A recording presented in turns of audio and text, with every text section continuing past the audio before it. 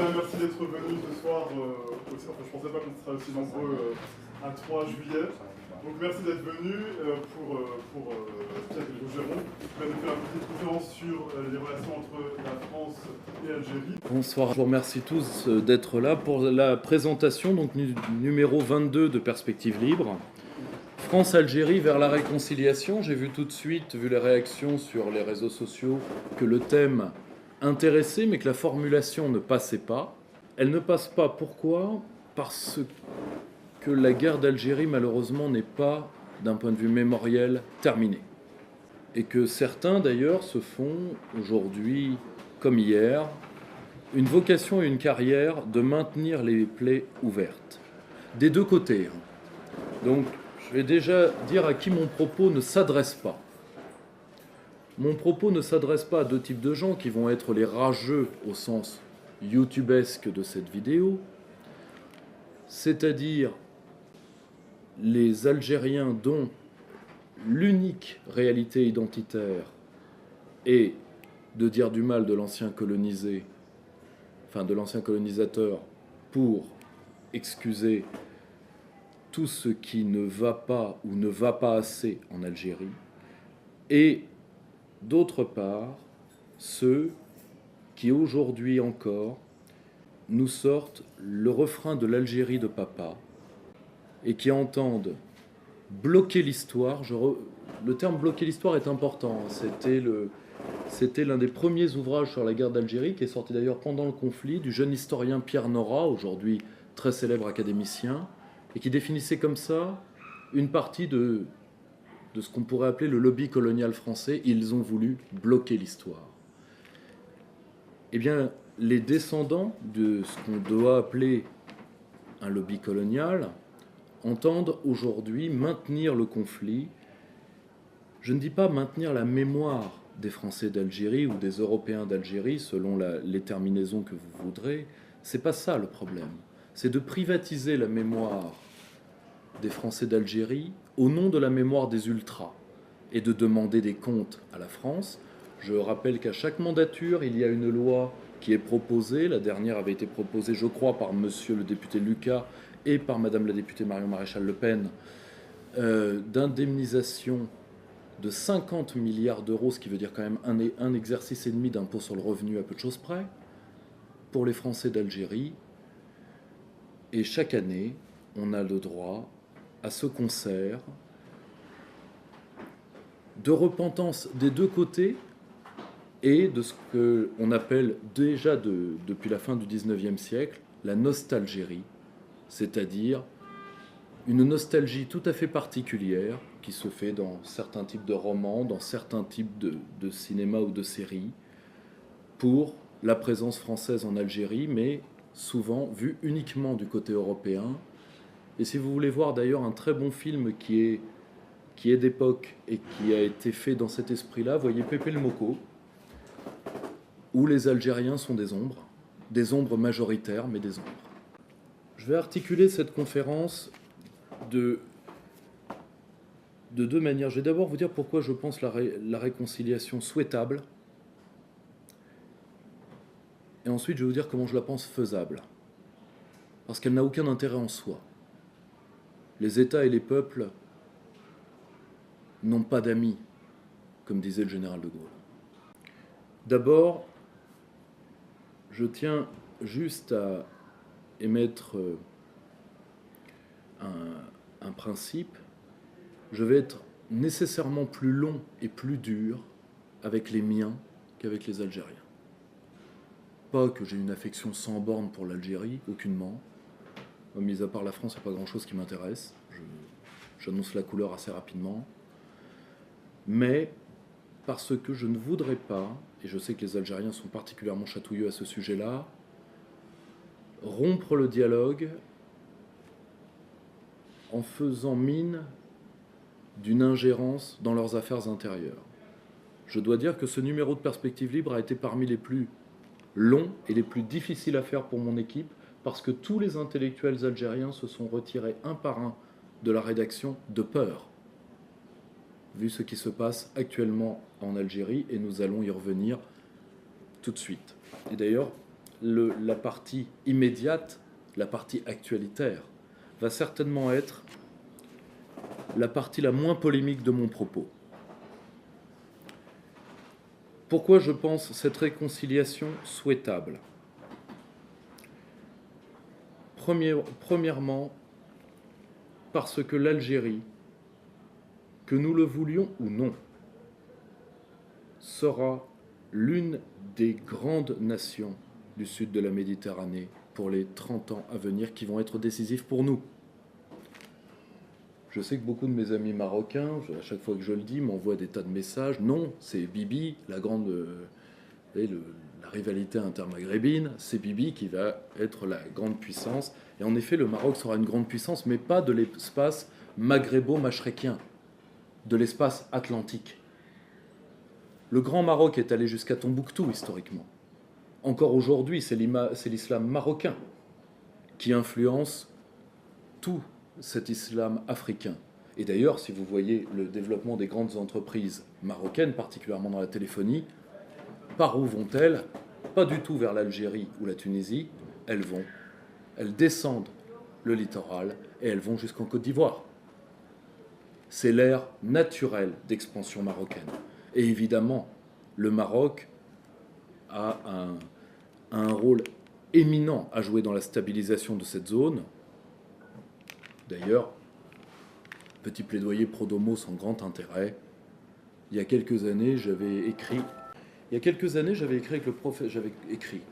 J'avais participé à un ouvrage collectif sous la direction du professeur Jean-Claude Martinez, qui s'appelait Le Roi stabilisateur. Le titre est nullissime. On a eu le droit à tout. Le Roi stabilisateur de vélo, on a eu le droit à tout. Qui ne s'adressait pas du tout aux Marocains qui sont libres de faire tomber leur monarchie s'ils l'entendent, mais qui s'adressait à Caroline Forest, à Bernard-Henri Lévy, à ce que la France exporte de mieux, à des gens qui venaient déjà de faire perdre 15 ans de développement à la Tunisie en ayant plein la bouche des printemps arabes, et qui venaient à l'époque de saigner la Libye avec les conséquences exceptionnelles que vous avez vues sur nos côtes encore récemment, et c'était de dire droits de l'homiste français, ne vous arrêtez pas à Rabat, passez votre chemin. Le Maroc n'a pas besoin de vous, tout comme d'ailleurs la France n'a pas besoin de vous, d'ailleurs personne n'a besoin de vous, et malheureusement personne ne vous veut, c'est pour ça que vous restez là. Et nous avions travaillé en profondeur le rôle du Maroc dans la stabilisation de ces zones.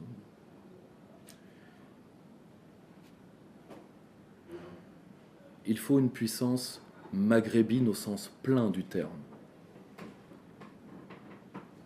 Ça ne peut être que l'Algérie. La Tunisie n'a pas les moyens militaires de le faire, n'en a pas la volonté. La Tunisie est confrontée à deux choses, c'est-à-dire elle qui était la nation la plus avancée économiquement de la côte, est aujourd'hui face à une perte sèche due entre autres à la mauvaise gestion de Narda, donc frère musulman tunisien. Elle n'a pas la volonté, elle n'a pas la masse critique. La Libye, même si le général Haftar, allié au fils Kadhafi, peut tout à fait refermer ou tenter de refermer les plaies que nous avons ouvertes, je tiens à le dire, et nous l'avons abondamment documenté dans Perspective Libre grâce à mes brillants amis Clément Nguyen et dans un autre registre, vu qu'il a fait un ouvrage, à mon avis, majeur sur la question Patrick Mbeko, que nous avons fait lors d'une opération qui a été décidée non pas par Nicolas Sarkozy, mais par Hillary Clinton. Les fameuses attaques Stay Behind, où les Français furent les tirailleurs sénégalais de l'Empire américain déclinant. C'était la grande tactique d'ailleurs de ce grand démocrate qu'était Barack Obama. La Libye est out, certainement pour encore des années. Quant à l'Égypte qui aurait la puissance d'être un État, disons, africain et oriental à la fois, et en même temps une grande puissance sunnite, l'Égypte est aujourd'hui un État affaibli, dominé alimentairement, Les États-Unis livrent encore 3 millions à peu près de tonnes de blé par an. L'Égypte, c'est à peu près un petit Égyptien en plus toutes les 3 minutes pour déjà un des pays les plus peuplés et à la démographie la plus fertile pour, je dis bien, les États arabo-musulmans, j'ai bien dit arabo-musulmans, hors bande de Gaza. C'est un État qui n'arrive pas à reprendre le contrôle du Sinaï, et pourtant les troupes du maréchal al-Sisi payent plus que l'impôt du sang. C'est également un État qui est sous perfusion, qui est malheureusement sous perfusion financière de l'Arabie Saoudite, ce qui explique sa participation contre nature aux exactions en cours au Yémen. Donc dans cette Méditerranée dévastée, eh bien malheureusement, comme disait le général de Gaulle, il n'y a de politique que celle des réalités. Qu'est-ce qui reste? L'Algérie. Alors vous me dites, stabiliser la Méditerranée, oui, mais pourquoi faire? Eh bien là, je vais faire presque même de l'identitarisme bête et méchant. Mais je pense que l'argument va quand même trouver son chemin. L'ère maghrébo-mashréquienne est, disons, quasiment arrivée à la fin de sa transition démographique. Il y a une légère remontée algérienne récente, mais il n'y a pas de quoi fouetter un chat. Par contre, l'Afrique subsaharienne va doubler sa population en un peu moins de 40 ans, selon la plupart des scénarios. Mais néanmoins, il n'y a aucun scénario démographique à moins de 400 ou 500 millions de gens de plus. La moyenne des scénarios nous donne 1 milliard d'habitants supplémentaires. Or, que vont faire ces populations quand les villes africaines du littoral, qui sont de véritables chancres non productifs non pas parce que les Africains ne le veulent pas, mais parce que nous avons souhaité, et l'Union européenne a un rôle détestable là-dedans à travers les accords de Cotonou, nous avons souhaité que des États qui n'ont jamais eu d'accumulation primaire du capital fassent du libre-échange. Ce qui, au passage, n'est que la perpétuation de l'œuvre coloniale par des moyens plus intelligents. Parce que quand on est intelligent, on fait du libre-échange. Quand on est débile, on envoie l'infirmière et la canonnière. C'est un mode de pillage tout à fait économique. L'Union européenne l'a compris, gloire à elle. Ces populations vont remonter vers le nord. Et nous devons multiplier les États tampons et les États forts pour gérer le phénomène, pour au moins le temps de la transition démographique africaine, si elle a lieu. Là, à l'instant T, les démographes s'écharpent. Un État comme le Nigeria va atteindre les 400 millions d'habitants à lui seul, avec une possible scission. Que feront ces populations et qui les arrêtera? Je vous signale d'ailleurs que nos ONG droits de l'homiste et sorosites, pour reprendre un terme charmant de nos amis d'Europe de l'Est, je n'ai rien contre ces gens-là. Vous savez, moi, les droits de l'homme, tout ça, c'est important pour moi. Si, je récite mon chapelet, je me mets mon patch tous les matins. Accuse déjà l'Algérie de crimes massifs, et d'ailleurs vous avez vu le chiffre très récemment, vu qu'il est sorti la semaine dernière, accuse l'Algérie d'avoir causé la mort de 13 000 de nos réfugiés dans le désert. Donc évidemment, je vous laisse ergoter sur ce que fait l'Algérie, crimes contre l'humanité, contre ce que vous voulez. Méthode de culpabilisation classique et qui fonctionne très bien. Et évidemment, les droits de l'homiste français ne vont pas être les derniers à hurler. D'ailleurs, si vous lisez souvent les journaux maghrébins, je pense à, par exemple, Le Soir d'Alger, ou vous le trouvez également dans El Watan, vous trouvez quoi? Des articles à la gloire de l'immigration, faits par qui? Étudiants à l'EHESS Paris, avec un nom bien maghrébin quand même. Ils vont pas envoyer Jean-Pierre du NPA faire ça. Non, là ils prennent un maghrébin pour dire voilà, c'est pas bien, faut accueillir les migrants, les laisser aller en Europe, tralala. Évidemment, c'est certifié Vincennes ou HESS. J'ai rien contre l'HESS, j'en viens. Mais pas tout à fait la même section. Moi, j'étais en section russe, disons ça comme ça.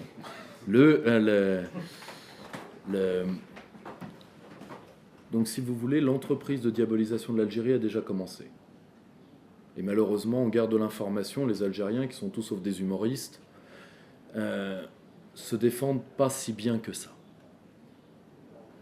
Or, si le verrou algérien tombe, un, nous allons prendre les populations algériennes excédentaires, et deux, nous aurons un couloir direct vers nos côtes. Et si Alger tombe, eh bien, c'est très simple. La prochaine barrière, c'est les quartiers, c'est Marseille, au choix. Alors, vous me direz, est-ce notre intérêt principal ? C'est notre intérêt primordial, mais ce n'est pas le seul. Nous avons aussi beaucoup d'autres choses à faire avec l'Algérie. J'en vois au minimum deux. Premièrement, je vois deux options positives et une option de défense absolue. L'option de défense absolue, outre le fait migratoire, c'est que l'Algérie est aujourd'hui l'un des récipiendaires principaux de l'influence turque. Alors, vous me direz, comment c'est possible ? Et surtout, l'influence turque est-elle dangereuse pour nous ? Beaucoup le savent par rapport à certains de mes interviews, certaines de mes interventions. J'ai très longtemps mis en garde mes collègues stratèges contre le fait à la fois de diaboliser le sultan et plus encore contre le fait de penser qu'il tomberait facilement. Je ne pense pas tout à fait avoir eu tort. Rappelez-vous le coup d'État que l'Occident a souhaité et qui a eu lieu et qui a lamentablement raté. Et qui a raté pourquoi ? Parce que les Spetsnaz sont venus protéger le sultan. Et Erdogan nous a fait comprendre ce jour-là qu'il était un grand leader politique parce que contre toute l'histoire turque, il s'est retourné dans les mains des Russes, faisant preuve d'une souplesse et d'une volonté de survie qui est hors d'atteinte de Jean-Claude Juncker. Erdogan n'est pas uniquement dangereux, dangereux entendons-nous bien. L'expansionnisme, disons, que le sultan entend faire en jouant de toutes ses cartes. La Turquie est un véritable exemple pour nous en termes de multipolarité. Qu'a fait Erdogan ? Erdogan, tout simplement, s'est interrogé qu'est-ce qu'être turc ? Être turc, c'est être européen, un peu. 3% du territoire turc est dans le continent européen. Mais être turc, c'est surtout être oriental, beaucoup. Être islamique, beaucoup. Être africain, contrairement à ce qu'on imagine, la Turquie a une grande politique africaine. Et c'est être turcophone. C'était le rôle de Davutoglu. Malheureusement, c'était l'aspect le plus ambitieux du projet du sultan et c'est celui qui a échoué parce que la Turquie s'est retrouvée en Asie centrale face à la Chine, la Russie et l'Angleterre. Un grand jeu comme la Turquie en a déjà connu. Ce faisant, Erdogan a fait une diplomatie tous azimuts. Nous ne pouvons que l'en féliciter. Il ne s'est pas enferré dans un hospice comme nous sommes en train de le faire avec l'Europe c'est bien, regardez ce couple sémillant que forment Angela Merkel et Emmanuel Macron. Couple d'un sex appeal que le monde entier nous envie. La Turquie n'a renoncé à aucune de ces sphères stratégiques. Mais aujourd'hui, Erdogan, parce qu'il veut conjurer des crises, et particulièrement des crises économiques intérieures qui se profilent, est pris d'une ivresse de puissance. Ce faisant, il utilise de plus en plus les diasporas. Il peut faire brûler une partie des villes allemandes s'il le veut, sans aucun problème. Et plus encore, il utilise l'arme culturelle pour pénétrer certains États arabo-berbères, pour, si vous voulez, faire reculer cette méfiance historique que les arabo-berbères ont de l'ancien colonisateur. Ça, je dis ça pour certains Algériens qui vont regarder cette vidéo. Oui, la France vous a colonisé, mais il est quand même, comme c'est encore le cas dans les programmes scolaires algériens, très difficile de dire que si le français fut colonisateur, ce qu'il a été, que le turc ne le fut pas. Quant à l'arabo ou la berbérophilie des Turcs, je ne mettrai pas mes parties ni vitales ni reproductives sur la question. Je le dis assez sincèrement. Et surtout, la Turquie profite du retrait du Golfe, et particulièrement du retrait de l'Arabie Saoudite, pour influer sur l'islam des pays européens et des pays du Maghreb.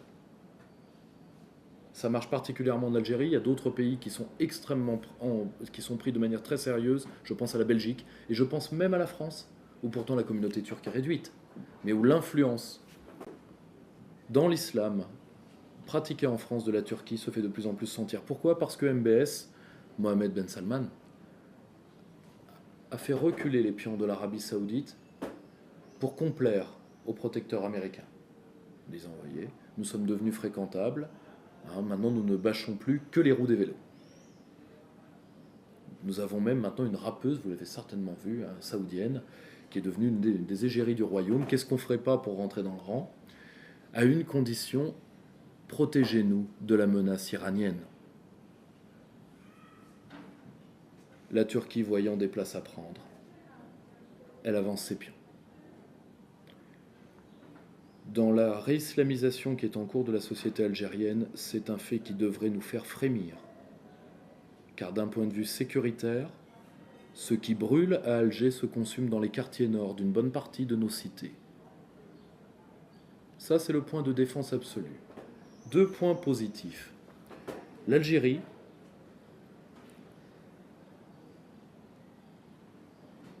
est l'un de nos meilleurs partenaires, alors même que nous avons des rapports politiques difficiles, dans la lutte antiterroriste. Nous dépensons des sommes colossales. Je rappelle que le centre d'études francophones de notre ami Lies Zaoué vient de rendre un rapport qui fait état que nous délaissons les pays francophones et qu'aujourd'hui l'aide au développement de la France, l'un des pays qui en reçoit le plus, c'est la Pologne. Autrement dit, au lieu de payer des gardes-frontières algériens qui vont arrêter les convois du nouvel esclavage, nous payons des gardes-frontières estoniens qui rêvent de provoquer la Russie et de faire jouer l'article 5 de l'OTAN. Article 5 dont je les invite d'ailleurs à abuser, et ils verront d'ailleurs ce que vaut la protection du maître américain vis-à-vis de ses laquais. Parce que pour les 200 000 soldats russes qui stationnent immédiatement après les États baltes, le match va être court mais intense. Ça va être un footing de quelques heures de prendre 3 États qui finalement n'ont pas toujours existé, preuve qu'on peut s'en passer. Donc, vous voyez à quel point la France est inversée par rapport à ce qui devrait être ses priorités stratégiques. Nous préférons payer des zones de tension avec un grand voisin qui ne nous est pas hostile, qui est la Russie poutinienne, plutôt que de commencer à nous prémunir contre le flux de population qui va arriver et qui fera passer les migrations actuelles sincèrement pour de la plaisanterie. Eh bien, voyez ce que la plaisanterie est déjà en train de foutre comme bordel. Et pourtant, malgré toutes ces contraintes, l'Algérie nous a livré plus de terroristes islamistes que toutes les agences de coopération européennes que nous avons créées qui, vu l'argent qu'elles dépensent, seraient pourtant incapables d'attraper une mouche noyée dans un bol de lait. Alors que les services algériens ont démontré leur efficacité. Il est vrai que leurs méthodes sont peu orthodoxes. Oui, rigolez pas, le terme droit de l'homme en arabe se traduit très modérément. Tout ça, c'est de la linguistique. Il faut jouer sur les mots, disaient les conseillers d'Emmanuel Macron. Je dirais même que l'Algérie est en avance par rapport à nous. Il y a un peu plus de 2 ans, a eu lieu un grand symposium antiterroriste à Alger, réunissant, contrairement à ce que nous faisons, c'est-à-dire que nous réunissons les sachants, nous réunissons l'Occident, nous réunissons l'hospice. L'Algérie a fait un symposium très large avec les pays en développement, où d'ailleurs les pays occidentaux furent mis en accusation, non par haine ou ressentiment, mais parce que nos représentants se sont vus pour la première fois officiellement demander les raisons de leur soutien au wahhabisme. Alors nos diplomates ont fait ce qu'ils savent faire le mieux, c'est-à-dire qu'ils ont fait perdurer les carreaux fêlés. Et ont refusé de répondre. Mon ami Richard Labévière qui était le représentant d'Afrique-Asie lors de ce sommet, avait titré un article que vous pourrez toujours trouver sur Internet, que je vous conseille, qui s'appelle L'Esprit d'Alger, et qui montre que l'Algérie, parce qu'elle est issue d'une tradition de diplomatie multipolaire et indépendante, qui fut peut-être l'une des seules choses qu'a réussi le FLN dans les années 70 et 80, a beaucoup à nous réapprendre en termes d'indépendance diplomatique. Deuxième chose, l'Algérie peut nous donner, parce qu'elle peut aussi totalement s'effondrer. Si c'est le cas, nous aurons à le pleurer. Je vous le dis tout de suite parce que je n'ai pas besoin de trop vous annoncer qui va payer les pots cassés. Si on en croit les chiffres du trésor algérien lui-même, l'Algérie est dépendante financièrement des exportations d'hydrocarbures entre 95 et 97% en termes financiers, c'est-à-dire en termes de ses rentrées par rapport à l'extérieur. Nous avons dépassé le stade du syndrome hollandais. Toutefois, cet état de fait ne serait rien si les quantités extraites du sol algérien n'étaient pas, et ça malheureusement l'Algérie le reconnaît officiellement, en train de baisser à une vitesse vertigineuse. C'est-à-dire que l'Algérie, à la fois, est dépendante des hydrocarbures, mais surtout, mais également, elle en trouve de moins en moins sur son sol. Là, ça va poser problème. Et c'est là où une part d'intelligence française, s'il en reste encore, peut être utile. Et c'est là aussi où l'Algérie ne s'en rend pas compte, mais par les liens qu'elle est en train de tisser dans la multipolarité. Elle a ouvert ses ports à la Chine, port pour les navires de guerre. Elle a ouvert ses ports à la Russie. Peut-être que c'est ça qui va la sauver, je m'explique.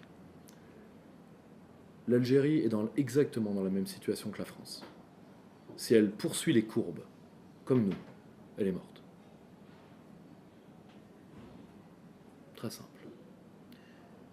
Mais l'Algérie peut devenir un nouvel exemple d'État développeur. L'Algérie a par exemple de très bons rapports avec la Corée dont elle pourrait apprendre beaucoup. Alors l'État développeur, même s'il fut incarné en majesté en Asie et particulièrement en Corée, à la base c'est un concept français, qui a d'ailleurs très bien marché chez nous. Mis à part qu'on était un tout petit peu plus soft, un tout petit peu plus cool, c'était nous le système de planification. Or l'Algérie va avoir tout à refaire, à commencer par une transition énergétique majeure. C'est autant d'opportunités. Ceci est peut-être optimiste, j'ai jamais dit que ce serait facile. Je dis juste que si ça n'a pas lieu, eh bien nous aurons un couloir migratoire qui débouchera directement dans Marseille. Toutes mes condoléances. Et un couloir migratoire comme nous n'en avons jamais connu. Donc, si vous voulez, je reprends un des thèmes qui a été le mien quand nous avons publié un numéro de Perspective Libre qui m'a été presque autant reproché que celui-là le sera, qui portait sur la notion de stasis, sur la notion de guerre civile en Grèce antique. Parfois, les Grecs et les Romains tiraient au sort des gens issus de différentes familles qui s'étaient entretués et les faisaient frères par le sort. Avec l'Algérie, nous sommes voisins par le sort. Nous pouvons le refuser, et les Algériens peuvent le refuser également. À mon sens, nous le pleurerons tous. Parce que si le littoral méditerranéen n'est pas, disons, affermi pendant au moins les 30 ans qui viennent, eh bien, la transition démographique africaine se fera sur notre dos. Alors après, vous pouvez me dire, on peut toujours faire l'Europe forteresse en Kaoué dans les Alpes. Très bien, faites-le. Faites-le. Je pense que malheureusement, l'oligarchie européenne se mettra en travers vous, et d'ailleurs, et c'est eux qui gagneront. parce qu'on le veuille ou pas, quand bien même accepterait-il de restreindre légèrement l'immigration par la logique des droits de l'homme et par la logique de l'émigration des riches, qui est la pire, parce que c'est elle qui fait venir le plus de monde à terme. Parce que quand vous prenez un médecin ou un ingénieur béninois, combien de béninois qui n'auront plus d'encadrant vont le suivre? Par ces deux logiques-là, auxquelles personne ne résiste, y compris les partis qui en France ne veulent pas de l'immigration. Parce que quand on commence à ne pas vouloir d'immigration, il faut dire « je ne veux pas de médecin béninois ». Commencez par là. Et oui, ça coûte cher d'être réellement anti-immigration. Parce que ça veut dire de former ses propres élites soi-même, ça veut dire de balayer ses chiottes soi-même. Et c'est là où nous en revenons, c'est là où nous arrivons à ma deuxième partie, c'est-à-dire les problèmes mémoriels, les fantômes qui empêchent cette réconciliation. Ces fantômes sont de deux ordres. Les blocages français, les aveuglements algériens. Je vais commencer par les blocages français. Alors les blocages français, c'est très simple. Je vais vous donner deux noms qui les incarnent très bien. Benjamin Stora, Robert Ménard. L'ancien historien du FLN et le Ceausescu de Béziers. La repentance, la nostalgie. Et on n'en sort pas. On n'en sort pas. D'ailleurs, faites un débat sur l'Algérie dans un lieu, quel qu'il soit, du bistrot à l'université. C'est soit l'Algérie française, c'était bien parce que ma grand-mère, mon grand-père, mon machin, mon truc, soit c'est salaud de français, vous nous avez. Et comme sur ce dossier-là, on m'a bien prévenu avant cette conférence, vu le nombre de textos et de mails mi-figue mi-raisin que j'ai reçus, que je devais donner patte blanche d'un point de vue communautaire, je vais le faire. La seule mémoire que j'ai de l'Algérie, que je peux vous faire passer de l'Algérie, les seules mémoires sont à la fois la mémoire des appelés, parce que chez moi tous les vieux ont fait l'Algérie. Tous. Je pense particulièrement à un de mes amis qui n'est pas là, dont la mère est toujours inconsolable d'avoir perdu son frère dans une guerre qui n'avait pas de sens. Ils ont tous été Algérie française. 3 semaines. Et après, totalement pro-Algérie algérienne. Tous. Et deuxièmement, la mémoire d'un certain type de pieds noirs dont personne ne parle, qui sont les pieds noirs qui ont laissé tomber les leurs, et qui sont revenus en 1954, quand ça a commencé à bien se sentir, et qui se sont tirés avec la caisse. C'était mes cousins, pour certains d'entre eux. C'était d'ailleurs la seule part alsacienne de ma famille, d'ailleurs. J'en profite au passage. Les Ringwald d'Oran, qui se sont tirés avec la caisse. Et mes cousins, ils sont des gens exceptionnels, adorables, mais qui étaient soumis à ce que Georges Ballandier appelle à raison la situation coloniale. Et c'est pour ça qu'il faut éviter la repentance coûte que coûte. Parce que nul n'a humilié des fils pour les fautes supposées des pères. Et je dis bien fautes supposées. Mais quand j'entends aujourd'hui dans nos propres rangs, alors que nous sommes lourdement colonisés, et là je reprends les termes de Nicolas Dupont-Aignan, dans cette émission hautement culturelle chez Ruquier, vous l'avez vu face aux employés de Bernard-Henri Lévy et à ce monsieur Benguigui dont j'ai appris l'existence ce jour-là, ça m'a fait plaisir d'ailleurs. Je reprends les termes de Nicolas Dupont-Aignan, nous sommes économiquement colonisés par les États-Unis et la Chine, c'est surtout les États-Unis, mais il faut bien faire à bonne mesure. Colonisés politiquement par Bruxelles et par Berlin, il a osé le dire, et colonisés migratoirement.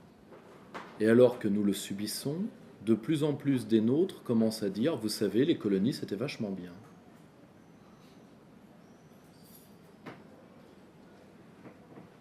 Alors pas tous, heureusement, on a encore des mecs comme Bernard Lugan, vous voyez quand même que je ne prends pas tout à fait ce qu'on a parmi les plus gauchistes.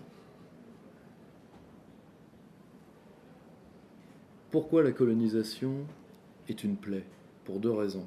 Elle réifie le colonisé et elle abrutit le colonisateur. Parce que quand vous n'êtes plus capable du développement, et le développement c'est endogène, toujours. Quand vous n'êtes plus capable d'une politique d'accumulation de puissance, donc d'une politique interne, de concentration, de mise d'équerre des voies et des moyens, de planification, de volonté politique, eh bien tout simplement, vous devenez des handicapés de haut niveau. Et d'ailleurs, voyez les pays qui se sont attachés avec l'énergie du désespoir à leur empire colonial, le temps que ça leur a fait perdre. Voyez le Portugal, par exemple, pour ne prendre que celui-là. Il ne s'agit pas, il s'agit de faire la part de deux choses. Il s'agit de faire la part du phénomène humain qu'est le colonialisme, parce que quand l'instituteur républicain de 1870 reçoit son ordre de mobilisation pour l'Afrique, c'est une condamnation à mort. Dans les 6 mois, les fièvres l'auront tué.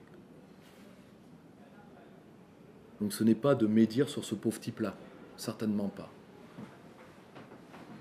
Mais c'est comme disait le président de Georges Siméon, je trouve la mission sujette à caution et le profit dérisoire.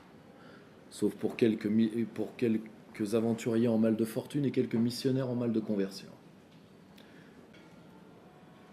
Et en réalité, nous n'arrivons pas à verbaliser cette perte de temps et à intellectualiser cette perte de temps extraordinaire qu'a été le colonialisme français. Revenons sur quelques points historiques. Pourquoi la France y est allée ? Il faut commencer par là, parce qu'en réalité, l'Algérie a été perdue à une date qui est très simple, elle a été perdue en 1830. Elle a été perdue quand on y a foutu les pieds. Pourquoi ? En réalité, ce qui a fait le destin de l'Europe pris au sens géographique, parce que, si vous voulez, les amateurs de civilisation européenne, tant mieux. Moi, je peux malheureusement pas en être. La proximité du Rhin me donne des bouts de temps.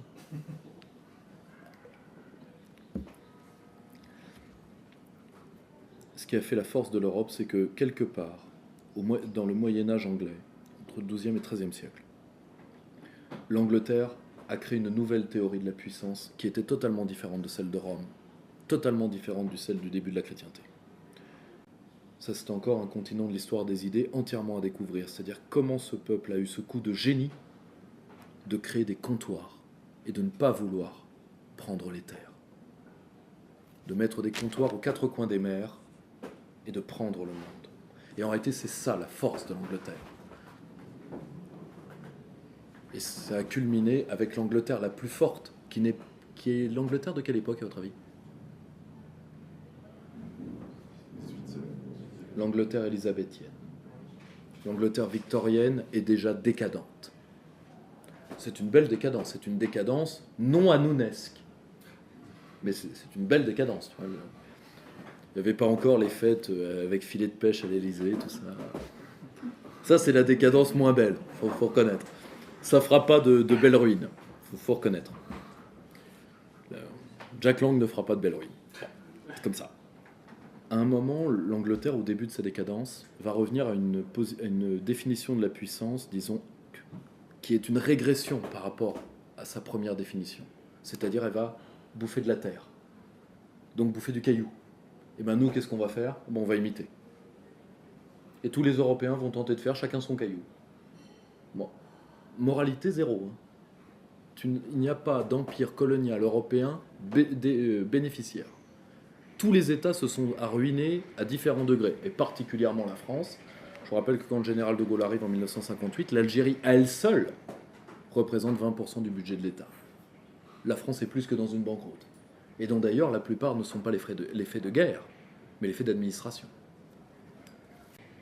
Ce qui va avant tout motiver d'ailleurs la décision du général de Gaulle, c'est que le général de Gaulle, lui, a une vraie pensée de la puissance. Il sait que la puissance, c'est endogène.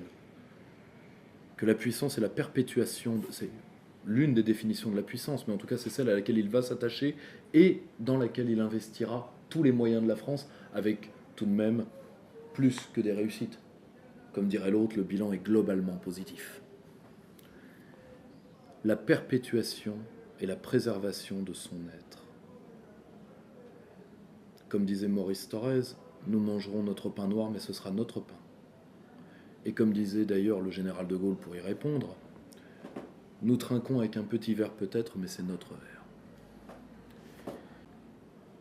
c'est avant tout cela et la menace migratoire et démographique algérienne qui explique la décision du général de Gaulle.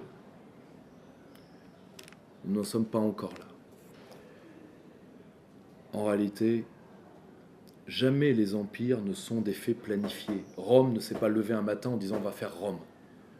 Rome a fait conquête après conquête, s'est retrouvé avec une masse de territoire et a dit je vais les administrer de manière différente que le regnum, le royaume romain. D'ailleurs, l'une des causes de la force de Rome, c'est cette ambiguïté entre la Rome, l'URSS, qui est encore un royaume, et les terres des gouverneurs militaires, donc les terres de l'impérium.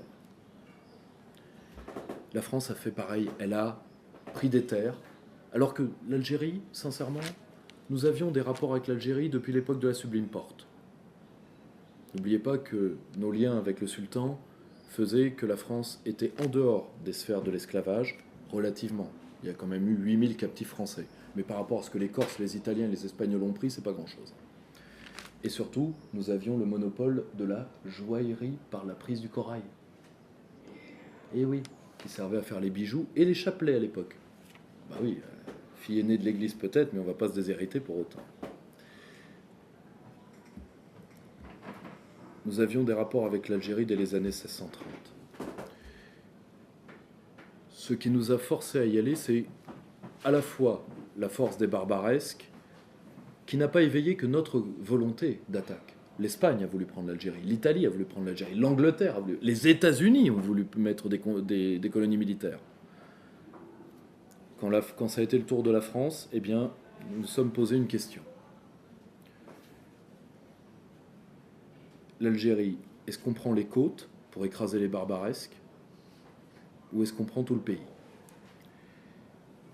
Le général Bugeaud, qui est un opposant, contrairement à ce que vous lirez, à la prise de l'Algérie, dit si on doit vraiment y aller, il faut tout prendre.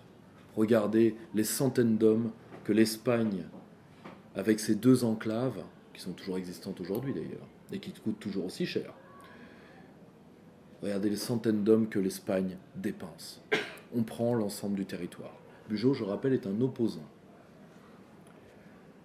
Et la République ne sait pas quoi faire. Tout comme elle ne sait pas quoi faire de l'Empire, au fond. Elle a pris des terres pour ne pas être encerclée par l'Angleterre et par compensation par rapport à sa faiblesse vis-à-vis de l'Allemagne. Elle ne sait pas quoi faire. Et l'indécision de Paris va permettre au lobby colonial d'avancer en Algérie et à Paris. Il y a une hypothèse historique que je ne peux pas valider ce soir, qu'aucun historien ne valide, même si tous l'ont dans la tête. Qu'est-ce qui a pu sceller cette continuelle indécision et cette continuelle avancée du lobby colonial? Ça ne peut être que la corruption. Mais malheureusement, pas de source, donc pas de conclusion. Et pourtant, contrairement à ce qu'on vous dira, les élites françaises vont très vite se rendre compte du piège dans lequel ils sont tombés. Je vais vous citer une phrase, et quand vous allez voir de qui c'est une phrase de 1882. Alors vous me direz, on est arrivé déjà en 1830. Au passage, juste un petit truc. Les plans de conquête militaire de l'Algérie ont été basés, la revue Guerre et Histoire l'a démontré il y a quelques mois, sur les plans de la guerre de Vendée. Donc, quand l'extrême droite demande la reconnaissance d'un génocide, d'accord, le problème c'est que soit on reconnaît les deux, soit on n'en reconnaît aucun. Je vous renvoie, cela, ça nous emmènerait trop loin, mais je vous renvoie le numéro sur la guerre de Vendée de Guerre et Histoire que vous pouvez encore trouver, c'est le numéro d'il y a à peine 4 mois. Voici une phrase. Il est difficile de faire entendre aux colons européens qu'il existe d'autres droits que les siens en pays arabes et que l'indigène n'est pas une race taillable et corvéable à merci. Rapport d'inspection en Algérie et du Sénat français, signé de la main de Jules Ferry, le soi-disant chantre de... Parce qu'il a eu une phrase. C'est très drôle d'ailleurs, c'est qu'aujourd'hui, quand on relit l'histoire de France, on fait la technique de Caroline Forest. On prend 2 phrases et on exécute un mec. Voilà. Ce qu'il a dit, les races supérieures. Alors je rappelle au passage, puisque certains viennent de le gommer dans la Constitution, que race en français, c'est une définition très claire depuis l'Ancien Régime. C'est le synonyme de lignée. C'est le synonyme de lignée. C'est... voilà. Nous, quand on a une crise inflatoire, on tue pas 50 millions de gens. Il y a des peuples qui font ça. Ils sont pas loin d'ailleurs, quand vu d'ici. Mais là aussi, ça nous emmènerait trop loin.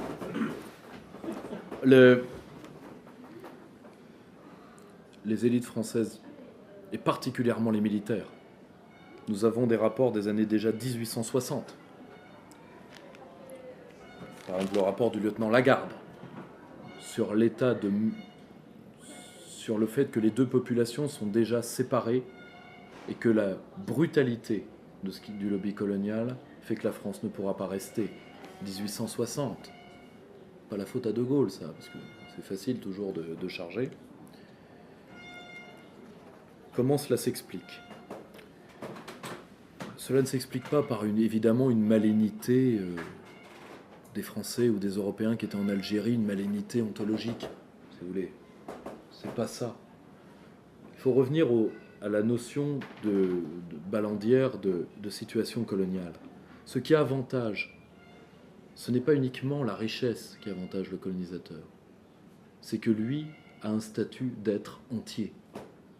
Et que même le colonisé qui a réussi, il y avait 10% d'Algériens qui étaient médecins, profession libérale, qui étaient l'interface avec les colons. Et bien même eux sont des inférieurs, par statut. C'est ça, la colonisation. Mohamed Arbi, historien du FLN, historien qui vient en France parce que le FLN a voulu le raccourcir à l'âge par le bas, enfin bon, peu importe. Mohamed Arbi disait bien, ce n'est pas un scénario à la sud-africaine parce qu'il n'y a jamais eu d'apartheid au sens strict, mais il n'y a jamais eu d'unité heureuse de l'Algérie de papa. Contrairement à toute la littérature, qui est une littérature de ressentiment, qui est une littérature de tristesse, qui est une littérature de compensation que les pieds noirs ont fait depuis qu'ils sont revenus. Mais ce n'est pas ça l'Algérie. Très sympathique cette participation à nos débats.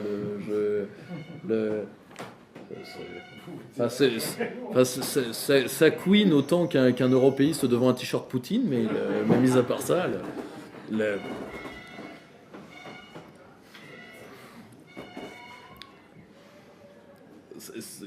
c'est le cri de la girafe mourante. Je sens que c'est ça.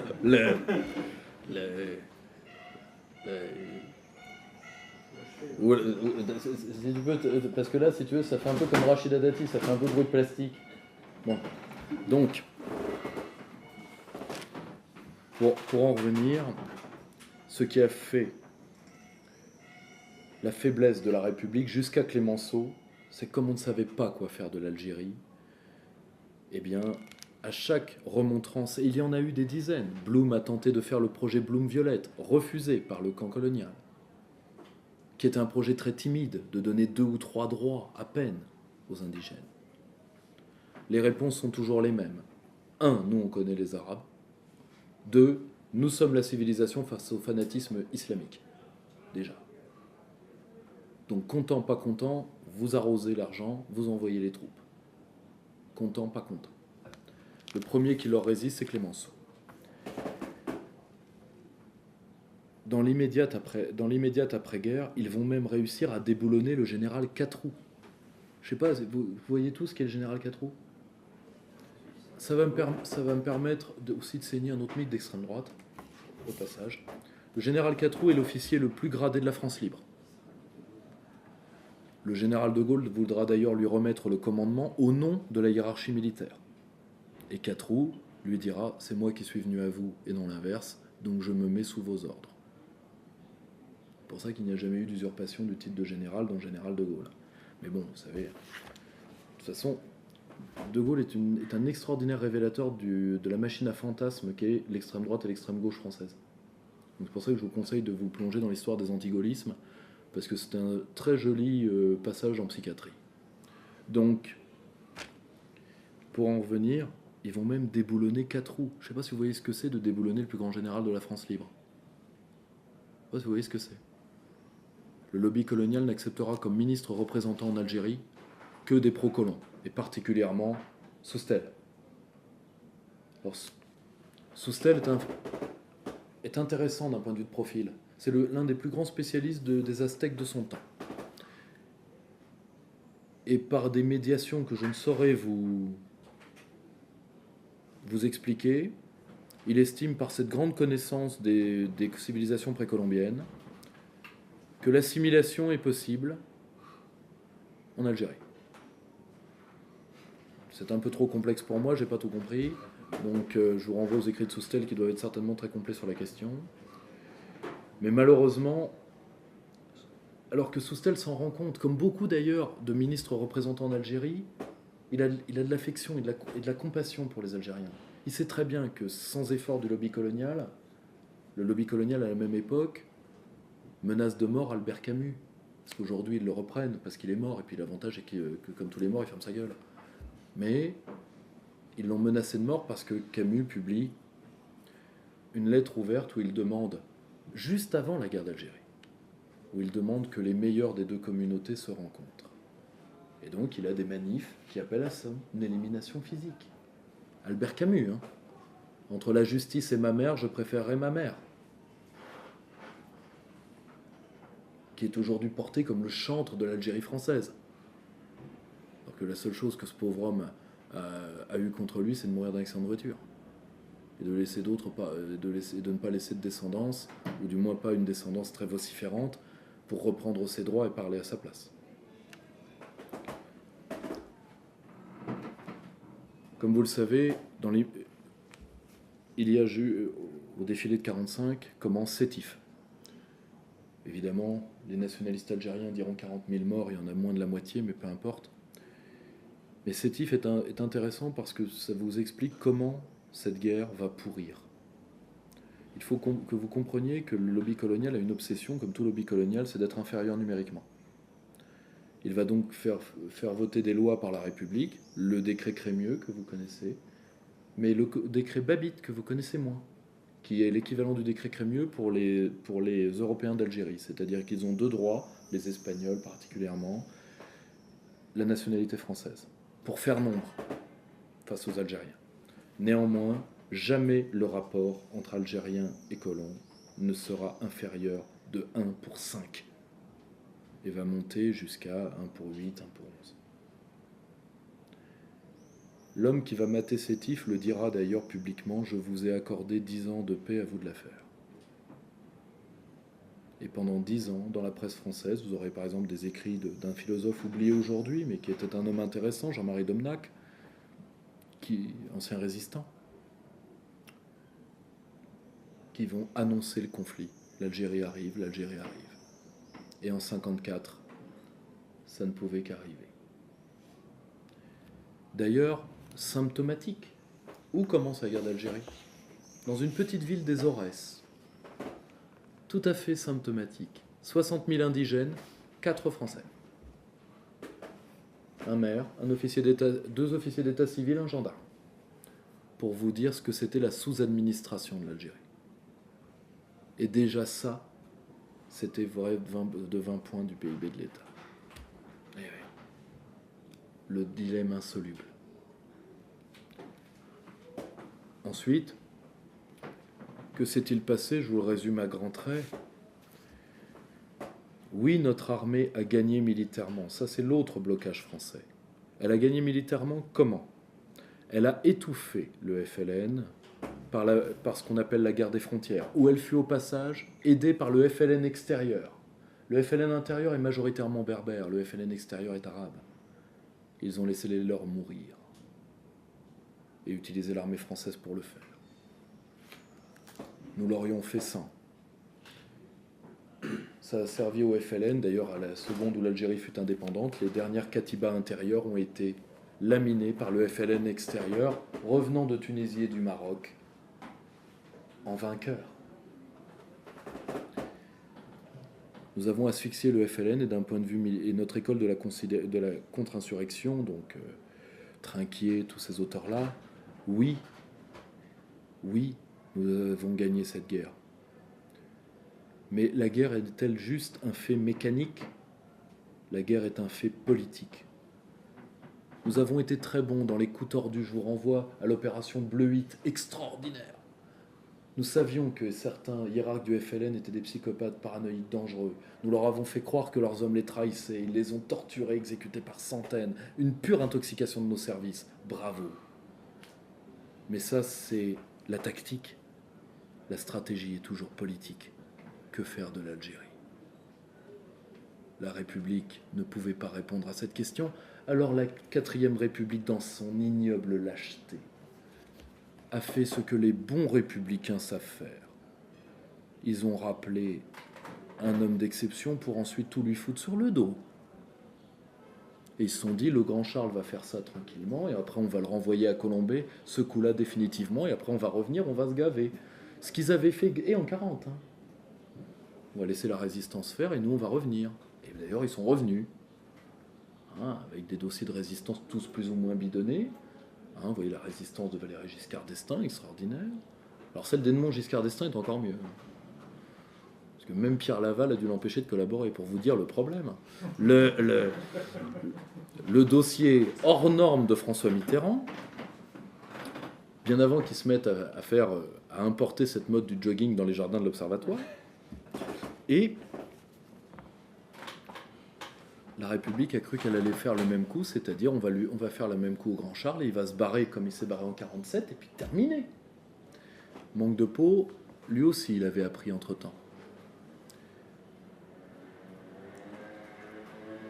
Alors vous me direz, De Gaulle sait-il que l'Algérie doit être algérienne quand il arrive? Certainement oui. D'ailleurs Jean Lacouture, qui n'est pas gaulliste à la base, contrairement à ce qu'on croit, le dit très bien. Il faut être bien naïf pour ne pas croire que l'homme du discours de Brazzaville croit encore aux colonies. En plus, il y a une part, là on va publier pas dans le prochain, pas dans le prochain, mais sur la francophonie, mais dans celui qui suit sur les routes de la soie, un grand article sur la période libanaise du général de Gaulle, qui est très peu connu. Et quand de Gaulle est face aux jeunes gens diplômés au Liban, il leur dit: vous serez la première génération d'indépendantistes. Il sait très bien que, parce qu'il a cette pensée de la puissance, il sait très bien que c'est fini d'accaparer des terres, de mettre des drapeaux dessus et de dire que c'est chez nous, ce qui n'était pas vrai. Ce qui n'était pas vrai. Ou alors, fallait faire les choses jusqu'au bout, il fallait faire ce que l'alliance ethnique germano-anglaise qui a pris les États-Unis ont fait pour que les États-Unis deviennent chez eux. C'est-à-dire une démarche génocidaire. Alors ça, si vous voulez, les Français, en termes de génocide, on est les plus mauvais au monde. Hein. On a multiplié la population algérienne par 5. Donc, on est vraiment les génocidaires les plus neuneux de l'histoire de l'humanité. Au passage, je sais que beaucoup d'Algériens ironisent sur les pertes du début de la conquête. Je rappelle que l'Algérie va connaître dans les années 1860, ainsi que toute l'Afrique du Nord, énormément de famines et d'épidémies de choléra. Et qu'en réalité, les pertes en Algérie sont tout à fait équivalentes à celles au Maroc, où l'armée française n'est pas, à ce moment-là. Donc, si vous voulez, nous ne savons toujours pas quoi faire. Eh bien, le général de Gaulle va déjà, comment dire, il va vouloir l'œil total sur la situation. Donc il va d'abord observer et essayer de négocier avec, entre autres, le lobby colonial pour voir est-ce que quelque chose est possible. C'est le sens de « je vous ai compris ». Parce que « je vous ai compris », tout le monde dit « ah, il nous a eu, il nous a trahis ». Est-ce que vous avez lu déjà le discours de « je vous ai compris » ? L'un de vous l'a lu ? Ça porte pas du tout sur l'Algérie française, ça porte sur le second collège. Parce que le lobby colonial avait exigé que les Algériens aient un collège électoral à part, où il fallait, je ne me rappelle plus, c'est plusieurs milliers de voix d'Algériens pour faire une voix de pied noir. Et en réalité, De Gaulle met fin au second collège, donc rétablit l'égalité électorale. Pour les ultras, d'ailleurs les ultras s'y sont pas trompés, parce que je vous ai compris, eux ils ont compris. Ils ont dit, il va donner l'égalité aux Arabes. Ah non, mais attendez, c'est pas du tout pour ça qu'on a laissé faire ça. Parce que eux croyaient que De Gaulle allait matraquer les Arabes, et après, que les Francaouis allaient repartir, parce qu'il y a aussi beaucoup d'idéologues pieds noirs qui pensaient faire une république autonome pieds noirs, débarrassée de la France, il faut quand même le savoir. Projet d'ailleurs qui va s'incarner dans l'OAS, entre autres sous la plume de Salan. Salan qui d'ailleurs, nous avons un document signé de sa main qui dit si les pieds noirs ne sont pas capables de faire ce que font les Israéliens une fois que la France sera partie, alors De Gaulle a raison. Raoul Salan. Hein.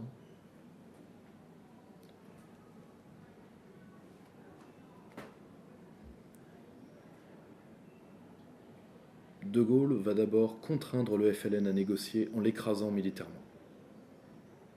Et ensuite entrer dans la phase de négociation. Les transferts financiers font que déjà à cette époque, les plus riches des pieds noirs sont déjà partis. C'est les petits qui vont prendre. Et bien sûr, il ne faut pas les accabler, ce n'est pas du tout mon propos. On a raconté d'ailleurs beaucoup de saloperies sur eux. On a dit que c'était une population totalement ignorante, ce qui n'est pas vrai. Ils avaient des taux de réussite aux examens universitaires totalement conformes à ceux de la France métropolitaine. Et ils ont donné 2 prix Nobel à la France. Mine de rien. Donc, si vous voulez, c'est pas du tout pour les accabler. C'est qu'en réalité, ils ont été victimes d'une tragédie grecque. Vous savez ce qui fait la différence de la tragédie du drame? Le drame, c'est le destin qui vous frappe. La tragédie, vous participez vous-même à votre propre malheur. Revoyez la chute de Troie. Revoyez les prédictions de Cassandre. Troie est tombée non par ma main, ni ma volonté, etc. Et en réalité, c'est ça qui leur est arrivé et qu'ils n'arrivent pas à somatiser. Tout comme ils n'arrivent pas à se dire qu'une partie des pieds noirs, particulièrement les plus aisés, les ont trahis. Pourquoi? Parce que l'effet de la situation coloniale est d'annihiler le sentiment de lutte des classes. C'est-à-dire, oui, entre les grands et les petits, on ne s'aime pas, mais on aime encore moins l'arabe. Vous comprenez ce que je veux dire? Jusque-là, ça va? Et c'est tout ça que nous n'arrivons pas à verbaliser. Et c'est pour ça que dès qu'on parle de ce sujet-là, tout de suite ça revient. La torture, alors que le FLN a torturé au moins aussi atrocement et bien plus lourdement que l'armée française. Le FLN a aussi torturé des Algériens réfractaires à l'impôt révolutionnaire, les hommes de Ferhat Abbas, les hommes de Messali Hadj, et de pauvres Algériens de la rue qui refusaient de cotiser, quoi. L'alibi du pillage colonial, qui est faux. La France est ruinée en Algérie.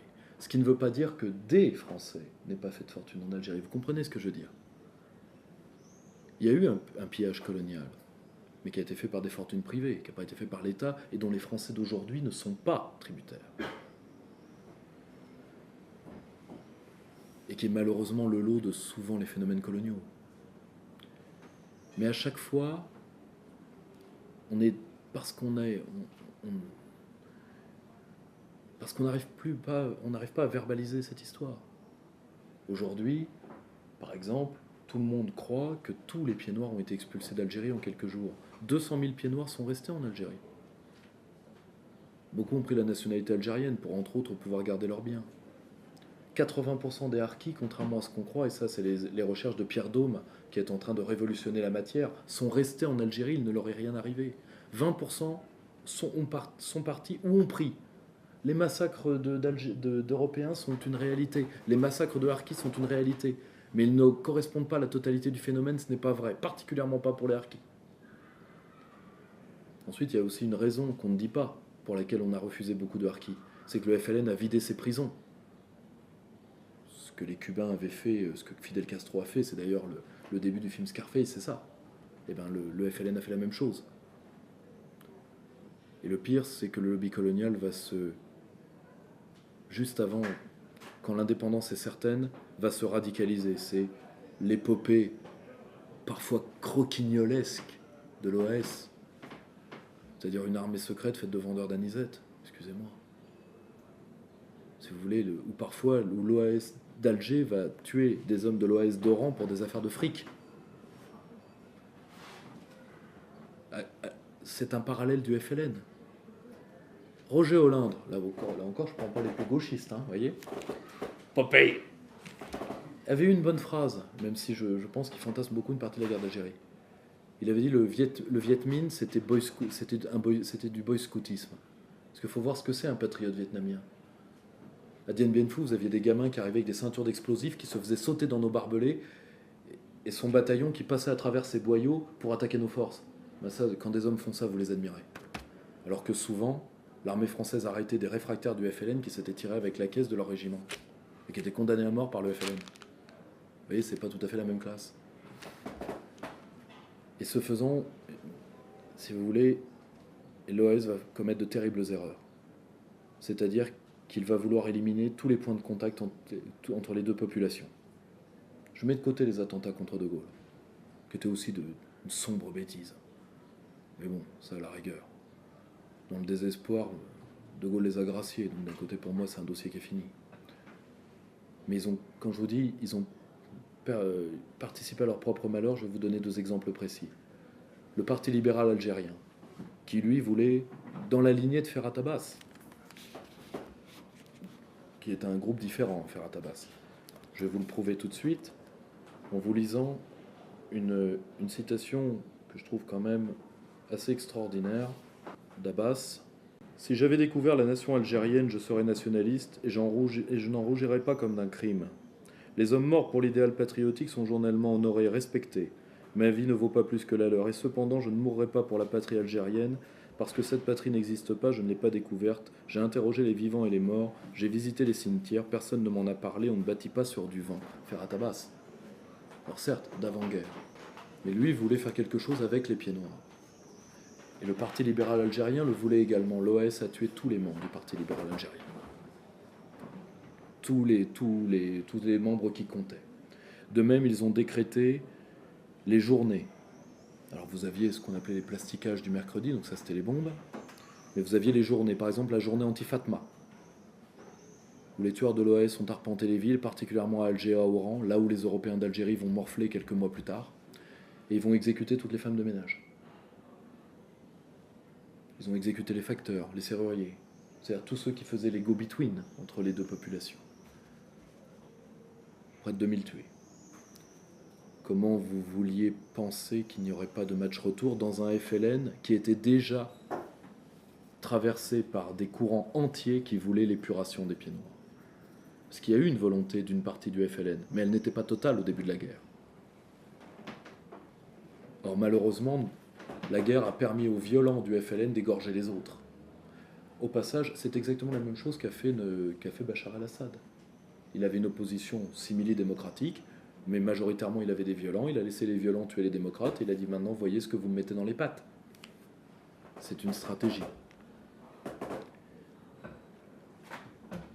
Donc si vous voulez, De Gaulle n'avait pas beaucoup de choix, il fallait couper, une ablation de tumeur ne se fait pas à moitié, donc il a coupé dans le vif.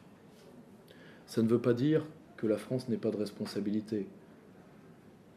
Elle l'a vis-à-vis des harkis, elle l'a vis-à-vis de ceux qui, entre autres, sont morts à Oran dans les massacres de juillet. Ensuite, ils sont morts des mains d'un État algérien qui avait signé les accords d'Évian comme quoi ils allaient les protéger, mais qu'aurait dû faire l'armée française? Retourner en guerre. Vous voyez? C'était déjà terminé. Ça, ce sont tous les blocages français. Vous avez également les fantômes algériens. Vous en avez 2 principaux. Premièrement, l'Algérie refuse de se regarder telle qu'elle est. Il est stupide de dire la France a fondé l'Algérie, comme le disent beaucoup. Est-ce que vous comprenez que c'est ignoble de dire ça à quelqu'un? C'est comme si on disait, vous, Anglais, d'ailleurs, en plus, ce ne serait pas vrai, vu que nous, notre sentiment national préexiste à la guerre de 100 ans. Mais c'est comme de dire, vous, Anglais, vous nous avez, en nous tapant dessus, vous nous avez fondés. Vous comprenez le caractère d'hémiplégie morale que ça demande? En réalité, nous avons révélé l'Algérie à elle-même. Pourquoi? Pourquoi l'Algérie n'était pas un État national quand nous sommes arrivés? Contrairement à la Tunisie, qui était un État pré-national, et contrairement au Maroc, qui lui était déjà un vieux royaume. Parce que, Bernard Lugan l'explique très bien, les centres décisionnels et culturels algériens sont happés géographiquement par soit la Tunisie, soit le Maroc. Quant à Alger, Alger est une sorte de ville marchande méditerranéenne, donc avec une autonomie plus ou moins grande selon les époques. Donc il n'y a pas eu cette région motrice comme la France a eu l'Île-de-France. Vous voyez ce que je veux dire? Alors que le Maroc a eu Rabat, et alors que la Tunisie, elle, a eu un révélateur beaucoup plus tôt qui était la colonisation ottomane. Pourquoi la colonisation ottomane n'a pas révélé l'Algérie elle-même? Pour une raison. Qui les Ottomans ont envoyé là-bas? Des Berbères. Il n'y avait jamais eu de Turcs. Les Turcs ne sont pas arrivés jusque-là. Les Turcs n'étaient pas assez bêtes. Or, pour les Berbères, ce qui compte, c'est le peuple. Plus encore que la religion, bien plus. La preuve, ils se sont déjà convertis à différentes chapelles de l'islam pour pouvoir être le fer de lance de révolte nationaliste. Chapelles musulmanes qu'ils ont laissé tomber aussitôt les révoltes faites. Donc, si vous voulez, l'Algérie, en niant la berbérité, jusqu'en 2002, la langue berbère était très combattue par le pouvoir algérien, elle nie son histoire profonde. Histoire qui a éclos en partie à notre contact, mais qui était déjà présente. Et bien présente. Bon, aujourd'hui, même si ethniquement la berbérité est encore majoritaire, d'un point de vue linguistique, l'arabe est majoritaire, aujourd'hui, clairement. Vous avez encore à peu près 30 à 35% de berbérophones. Mais le FLN, qui s'identifie à la fois à l'arabité et à l'islam, c'est pour ça d'ailleurs qu'une partie particulièrement de l'OAS, quand il dit on a abandonné l'Algérie aux mains du communisme, enfin, il faut voir ce que c'est le FLN. C'est communiste comme ma sœur. Ou alors c'est communiste et Coran. Bon, d'accord, je veux bien. Bon, ok, d'accord. L'opium du peuple, d'accord, si tu veux. Mais ça n'a rien de communiste au sens soviétisant du terme. Et en plus, il faut savoir aujourd'hui, et ça aujourd'hui nous le savons, que l'Amérique a plus nourri le FLN et l'OAS jusqu'au bout que l'Union soviétique ne l'a jamais fait. À tel point d'ailleurs que Michel Debré dira à Paul-Henri Spaak: je n'ai pas besoin de vous voir, monsieur. Vos navires otaniens déversent des armes par des cargos norvégiens à destination du FLN. Pourquoi ? Parce que pour l'Amérique, il fallait que la France s'enlise en Algérie. Et d'ailleurs, ce n'est pas pour rien que sur les 4 généraux putschistes, vous avez 3 otaniens, et que Bastien Thierry, il suffit d'ailleurs de lire, et ça je vous renvoie à l'ouvrage magnifique, L'ami américain d'Éric Branca, lisez la plaidoirie de Bastien Thierry à son procès contre De Gaulle. En veut-il à De Gaulle de l'Algérie ? Pas du tout. Enfin, en tout cas, au second plan. Il en veut à De Gaulle de vouloir la bombe, donc de trahir l'axe atlantique. Au passage, il extériorise aussi une crainte de l'armée qui pensait que la force de frappe passerait au premier plan et l'armée au second. Mais si vous voulez, pour en revenir, quand le FLN a pris le pouvoir, il s'est identifié à l'arabité et à l'islam. D'ailleurs, ça lui a joué de mauvais tours, parce que où est né le FIS, le Front islamique du salut ? Dans les katibas intérieurs, dans les zones géographiques des katibas intérieurs que le FLN a détruites, et sur le discours islamique qui était celui du FLN. Je suis plus croyant que toi. La preuve, tu es corrompu. Et c'est là le deuxième blocage algérien. De ne pas reconnaître que l'expérience du FLN est un échec. Que le FLN, avant tout, s'est auto-purgé pendant des années. Et que chaque décennie de l'Algérie n'est ponctuée que par l'autopurge du FLN qui est permanente. Alors vous me direz, quel est l'état de la jeunesse algérienne aujourd'hui ? Le FLN, très intelligemment, a ouvert les vannes de l'accès à l'argent facile lors du début des printemps arabes, pour éviter la contagion. Il a face à lui une jeunesse algérienne qui est célèbre par un geste qui est de se mettre contre le mur et d'attendre le travail. Je ne dis pas ça par fainéantise, il suffit de voir dans les villes algériennes, c'est comme ça. Hein, vous avez une partie de la jeunesse qui attend qu'attend les entrepreneurs. Et qui sait que de toute façon, l'argent public est privatisé par les hiérarques FLN. Cette jeunesse-là est enfant et orpheline d'un rêve, et pour elle, son printemps arabe, eh bien, ça va vous choquer, mais c'était les élections de 1989 où que l'armée a écrasé. Enfin, de 91, pardonnez-moi, que l'armée a écrasé. C'était le Front islamique du salut, et c'était le GIA en partie. Pourquoi ? Parce qu'il y a, et ça, nous ne combattrons pas l'islam radical tant que nous ne le comprendrons pas, il y a une part, entre guillemets, de théologie de la libération dans une partie de l'islam radical. C'est-à-dire, si ça marche, ce n'est pas uniquement... Et là je vois déjà les trucs baboucholâtres, etc., qui vont s'agglutiner sous la vidéo. Évidemment, Moi, j'ai eu des membres de mon corps, de l'EGE tués au Bataclan. Donc, c'est pas ça le problème. Le problème, c'est que tant qu'on ne comprendra pas que dans l'effondrement de la culture arabe, l'effondrement de la culture islamique et dans la crise, si vous voulez, de la spiritualité arabe, que l'islam radical est une voie de sortie pour beaucoup de jeunes. Tant qu'on n'aura pas compris ça, on n'arrivera pas à la faire reculer. C'est cette jeunesse-là, bon an, mal an, sur laquelle nous devons compter. Alors vous me direz, ça n'augure rien de bon, peut-être. Mais malheureusement, je crois que nous n'avons pas tout à fait le choix, justement parce que nous sommes frères par le sort. Et comme l'écrivait Mauriac, un homme extraordinaire vu qu'il a combattu la bourgeoisie française dont il était issu, entre autres sur le dossier algérien, l'empreinte d'un homme sur un autre est éternelle, aucun destin n'a traversé le nôtre impunément.